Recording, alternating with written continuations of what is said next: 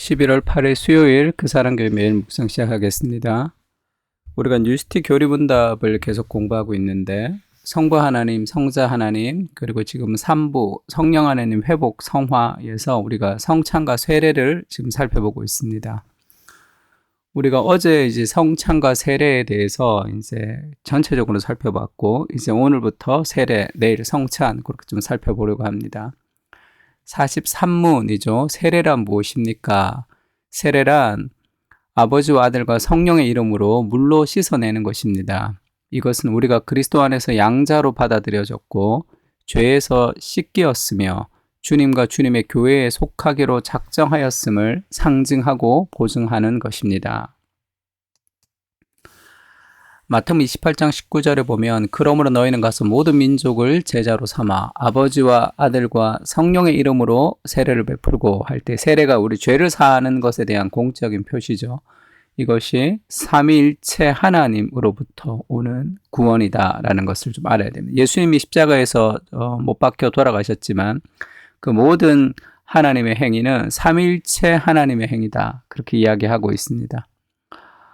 그래서 세례라는 것은 먼저 상징하고 보증하는 것이란 걸 알아야 돼요. 그러니까 물로 씻는 그 물 자체가 우리 죄가 씻기는 건 아니죠. 그 물에 어떤 신비한 효험이 있어가지고 그 물로 씻을 때, 세례를 받을 때 죄가 그 물과 함께 막 사라지는 그런 어떤 신비한 능력을 가지고 있는 것은 아닙니다. 그것은 단지 상징과 보증이죠. 이 사람이 예수님을 믿고 죄 사함을 받았다는 것에 대한 공적인 이제 표시로서 이 상징, 이 씻어내린다, 죄가 씻어진다는 상징으로 우리가 물을 뿌리고 침례교는 물에 들어가고, 그리고 그것을 통해서 많은 사람들 앞에서 공적으로 그것을 보증하는 거죠. 그 사람이 그리스도 안에서 한 형제가 되었다라는 것을 상징하고 보증하는 것입니다. 그것이 이제, 세례의 의미이기도 하고, 그리고 또 세례는 이 죄에서 씻기었으며 이런 표현이 있죠. 그러니까 죄를 씻는 거죠. 세례의 의미는 우리의 죄를 씻는다는 것에 대한 의미가 있습니다. 그러니까 물로 씻는 거죠. 우리의 죄를 우리가 씻을 수 없기 때문에 그리스도께서 우리를 위해서 십자가에서 못 박혀 죽으시면서 우리의 죄가 씻어진 거예요. 그래서 우리의 죄가 씻어지기 위해서는 인간의 노력이 아닌 그리스도의 행위가 있습니다. 그것이 이제 구원이고 복음인데요. 그래서 우리가 그리스도 안에서, 그러니까 in Christ, 그리스도 안에서 양자로 받아들여졌고 주님과 주님의 교회에 속하기로 작정하였음을 상징하고 보증한다 할 때, 우리가 그리스도 안에서 양자로 받아들여졌고 그 예수 그리스도의 교회에 속하기로 작정하였다라는 것은 그리스도가 그 세례를 받는 장면에서도 우리가 알 수 있는데, 예수님이 세례를 받으려고 할 때 요한이 말려 이르되, 요한이 말리죠. 내가 당신에게 세례를 받아야 할 터인데 당신이 내게로 오시나이까. 높은 사람에게 내가 세례를 준다는 의미가 아니라 그보다 더 큰 개념이 있는 거죠. 예수님은 죄가 없는 인간입니다. 예수님이 죄가 없이 태어나셨어요. 그래서 예수님이 세례를 받을 필요가 전혀 없는 거죠. 근데 세례를 받는다, 죄인처럼 세례를 받는다고 얘기하니까 이것이 감당하기가 쉽지가 않은 거죠. 예수님이 말합니다. 이제 허락하라. 우리가 이와 같이 하여 모든 의를 이루는 것이 합당하니라 할 때, 이 모든 의가 어떻게 이루어지냐 하면, 인간의 죄를 씻기 위해서 예수님이 인간을 대신해서 세례를 받으신다는 것은 죄된 인간의 형상으로 오셔서 인간을 대표해서, 우리를 대신해서 예수님이 세례를 받으시고 우리를 대신해서 시험을 받으신, 세례를 받고 시험을 받으셔서 그 모든 시험을 예수님이 이기십니다. 그래서 우리가 예수를 믿을 때 우리가 그리스도와 연합된다, 이렇게 표현하죠. 고린도 후서에서는 하나님이 죄를 알지도 못하신 이를, 예수님이죠, 우리를 대신하여 죄로 삼으신 것은 우리로 하여금 그 안에서 하나님의 의가 되게 하려 하심이라. 그래서 그리스도가 우리와 같은 인간이 되셔서 우리를 대신해서 율법의 요구를 다 지켜주시는 그 과정을 통해서 우리가 예수님과 동일시 되고 그리고 우리가 예수 그리스도를 믿음으로 그리스도가 한 일이 내가 한 일이 되는 그런 영적인 연합이 이루어진다는 것을 알아야 됩니다. 그러니까 이 그 세례를 받을 때 그렇게 생각할 때도 있겠죠. 나는 아무것도 안 했는데 그리스도가 나를 위해서 다 해주셨고 내가 이제 어떤 죄를 지어도 내가 이제 천국에 간다고 하면 내가 이제 막 죄를 짓고 그냥 그렇게 막 살아도 되겠네? 이런 생각이 들 때가 있습니다. 근데 그런 건 다 책상에서 나오는 거죠. 우리 사랑이라는 관계성을 배제한 책상에서 나오는 신학은 그것이 다 뭐라 그럴까 우리를 헷갈리게 할 뿐이죠. 그럴 수 없다. 이렇게 죄를 지을 수 없다. 예수님이 우리를 위해서 십자가에 못 박혀 죽으시고 너희 죄를 다 사해 주셨다 그러면 사람들이 더 죄를 짓게 된다는 거예요.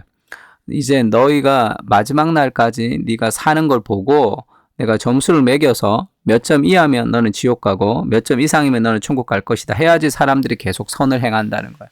그것은 심판과 두려움 가운데 행하는 거죠. 그것이 아니라 그리스도는 사랑 가운데 우리가 기쁨을 선택하도록 우리를 인도하십니다. 그래서 그렇게 죄를 지을 수 있느냐 할 때 바울이 그럴 수 없다. 죄에 대하여 죽은 우리가 어찌 그 가운데 더 살리요. 죄에 대해서 죽어서 이제는 죄가 우리를 힘들게 하지 않는다는 뜻은 아닙니다. 죄에 대해 죽었다는 것은 전혀 내가 죄된 생각이 일어나지 않는다는 뜻이 아니에요. 우리가 형식상 죄에 대해서 죽었고 그리스도와 함께 살았다 할 때 그리스도와의 연합을 이야기하는 겁니다. 그러니까 무릇 그리스도 예수와 합하여 세례를 받은 우리는 그의 죽으심과 합하여 세례를 받은 줄을 알지 못하느냐. 그리스도가 우리를 위해서 죽으신 그 그리스도의 죽음이 우리와 연합되어 있다는 것을 알지 못하느냐. 근데 우리가 또 죄를 저지르면 그 그리스도의 죽으심이 얼마나 헛되게 되는 것이냐 그 얘기하는 거예요. 그래서 우리가 죄를 짓지 않는 이유는 죄를 지을 수 없는 존재가 된 것이 아니라 죄가 우리의 신분과 합당하지 않기 때문에 그래요.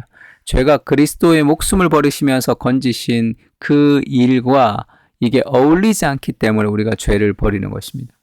그러니까 예수님과 합해서 지금 그리스도의 희생을 통해서 내가 구원을 받았다는 것을 좀 기억해라. 그러므로 우리가 그의 죽으심과 합하여 세례를 받음으로 그와 함께 장사되었나니 우리가 예수님이 죽을 때 우리가 같이 죽었습니다. 이는 아버지의 영광으로 말미암아 그리스도를 죽은 자 가운데서 살리심과 같이 우리를 또한 새 생명 가운데서 행하게 하려 함이라. 그리스도의 부활로 우리가 다시 부활했습니다. 같이 연합된 존재죠. 만일 우리가 그의 죽으심과 같은 모양으로 연합한 자가 되었으면 또한 그의 부활과 같은 모양으로 연합한 자도 되리라. 그리스도와의 연합, 신비적 연합이다. 이렇게 신학적으로는 표현하는데 지금 내 안에 그리스도와 함께 내가 연합되어 있는 거죠. 근데 잘 모르겠어, 그거를. 그만큼 그리스도가 인격적으로 우리와 함께 하고 계시다는 뜻입니다. 그냥 내 안에 어떤 또 다른 이중인격처럼 어떤 목소리가 막 들리거나 그러지가 않는단 말이에요. 하나님의 사랑을 우리에게 부어주시고 그 사랑을 기억하면서 우리가 자발적인 순종을 통해서 그리스도의 말씀을 따라갈 수 있도록 그렇게 연합되어 있는 거죠. 우리의 인격을 존중하시면서. 그래서 예수님이 내가 문 밖에 서서 두드리노니 이런 표현이 있죠. 문을 확 깨고 들어오셔도 되잖아. 그러나 예수님 우리를 그렇게 대하지 않습니다. 인격적으로 대해요. 문 밖에 서서 두드립니다. 우리가 문을 열어줘야지 그에게로 들어가 먹고 그로 더불어 먹는 거죠. 우리가 문을 열어주지 않으면 예수님이 우리 마음속으로 들어오실 수 없습니다. 그렇게 우리를 인격적으로 대하시는 거죠. 사랑 가운데 즐겁게 인생을 드릴 수 있도록 그리스도의 그 죽으심과 함께 우리가 그리스도와 연합이 되어 있다는 것을 기억할 필요가 있습니다.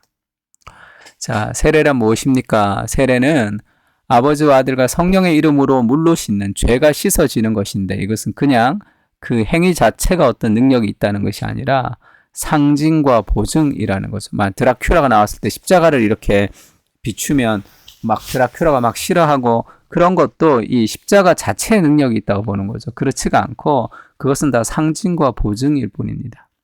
그럼에도 불구하고 그것은 우리를 더 깊은 단계로 인도하는 하나님의 어떤 임재가 있기 때문에 지금 그 세례를 통해서 우리가 은혜를 누리는 거죠. 그 행위 자체, 물 자체의 능력이 아니라. 이것은 우리가 그리스도 안에서 양자로 받아들여졌고 그리스도 안에서 그리스도 희생으로 죄에서 씻기었으며 주님과 주님의 교회에 속하기로 작정하였음을 상징하고 보증하는 것입니다. 그리스도의 공동체 안으로 들어가는 거죠, 우리가.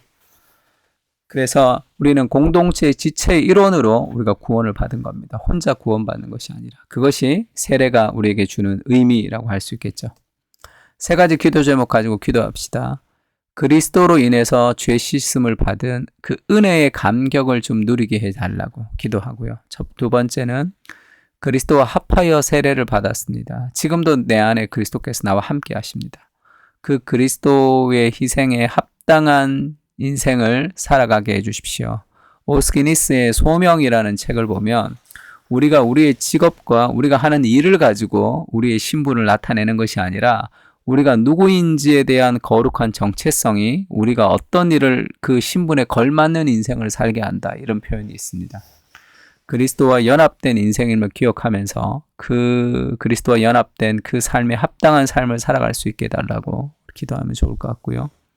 세 번째는 우리 그 사랑교회 공동체가 그리스도와 합한 공동체임을 기억하면서 그리스도의 몸으로 그리스도의 일을 행할 수 있도록 은혜를 부어달라고 이 세 가지 기도 제목 가지고 같이 기도했으면 좋겠습니다. 다 같이 기도하겠습니다.